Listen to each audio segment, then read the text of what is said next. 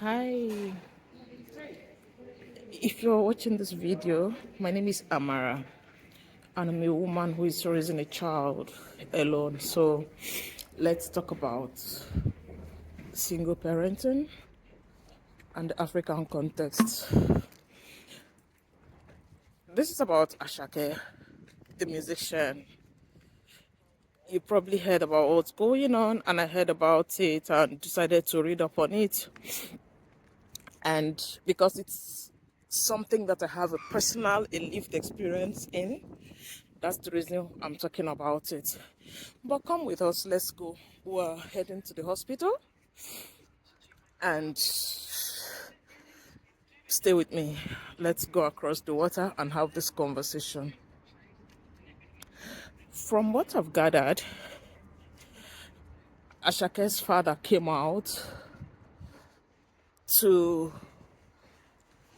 complain of the lack of care from his child. He needed care.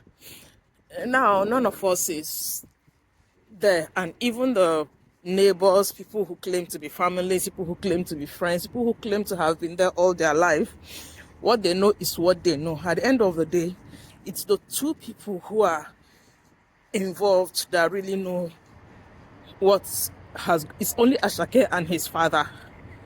And his father will say it through his own prism, what he thinks from his perspective, while Ashake will also say his own from his perspective. Now, I will speak of Ashake as a child. Someone said something. I read someone said, one of the neighbors from the Lagos Island house is saying, even if the father did something to him, he should be able to, he's successful enough to be able to take care of his father. Now, that even if simply means that you're undermining what the father has done to him. If I heard the father say that, the father said, oh, the mom should at least have told him, ask him if he's taking care of his father. And one or two other neighbors also said that. How do I start? Whatever went on between Ashake and his father, none of us were there. And what is of concern to me is the fact that Ashake is also a father who has a daughter, an 11-year-old daughter, whom he has chosen to neglect. Now, somebody said something that it could be a repetition of family patterns. I mean, negligent fathers who neglect their children. And people have also come out to say, oh, the man took care of Ashake all his life up until he became an adult.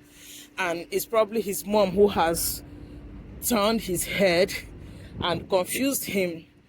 And you know, that's another thing again that bystanders say. I call them bystanders because, like I said, you're not there. So for a hypocritically religious society like Nigeria, where we find pleasure in hiding under religion, people do not call out neglectful parents, especially fathers who abandon their children. Everybody thinks it's okay.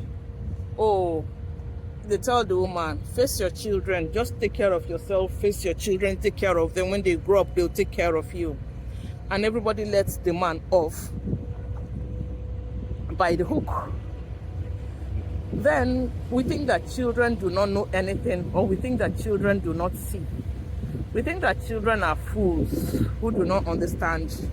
And the responsibility for what the children choose to do becomes the woman's.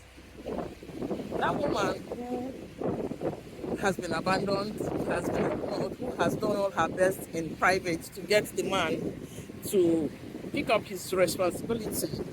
That woman whom the society has failed, that woman whom the church has failed, because yes, some of these women who are raising children go as far as going to the church, go to the mosque An alpha also came out. I heard an alpha speaking. He said, oh, he's the alpha, that he remembered telling Ashake's mother that the child is going to be great and all that crap.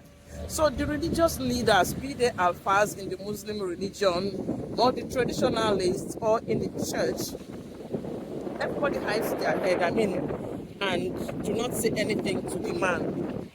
Do not call out the man to take up that responsibility for the children. Everybody tells the woman, face your children, just ignore him, leave him alone. Men are like that. Face your children. When they grow up, they'll take care of you. But when the children grow up and choose what they want to do, just like the woman had a choice, just like the made woman exercise her own choice of focusing on the children. When the children grow up and choose, okay, this is what I want to do, I don't want to have anything to do with that man. And then all of us that went quiet before, we now come out and we say, oh, forgive him. Oh, he's your father. For the sake of God, you need to, we come out with all those emotional blackmails. Where were we when the father was living his life and having fun? Where were you? Where were you when that woman came close to? Are you aware of the number of women as single mothers who die as a result of taking care of children, as a result of being father, mother, financial provider, and everything else? Except people who have been in that, who have taken that responsibility. Children who have been in that situation, you will never understand it. So again, back to the hypocrisy of Nigerians, including religious leaders. Our hypocrisy means that we do not call out men.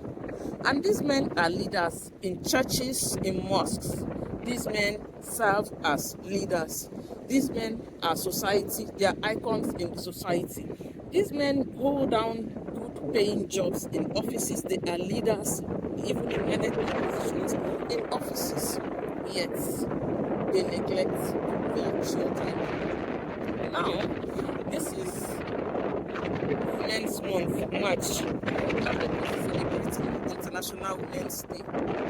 Again, we forget that everybody is busy talking about, the rights of the girl child, the rights of women, this victimization, discrimination, and blah, blah, blah, and all the stories. But we also forget that women themselves are part of this conspiracy. Yeah, women, fellow women, they are part of the conspiracy against women. Yeah. They are part of the conspiracy against women. Because the man who is behaving that way is somebody's son, is somebody's brother, is somebody. Even women as female friends are also worse. Women as female friends, they're also part of the conspiracy. Women as wives who have married these men, they're also part of the conspiracy. You're married to a man who you are aware that he has a child somewhere, a child that is being taken care of by another woman. Do you really hold him accountable? Do you say to him, when he takes care of the children in your house, your children in the house, do you hold him accountable for the other children out there? It's easy to say patriarchy. We shout patriarchy, patriarchy, patriarchy. The patriarchy has its own place, it has its own faults. The men have their own things that they do. But what about us, the women? In your place as a woman, in your position as a woman, what are the things you're doing against your fellow woman?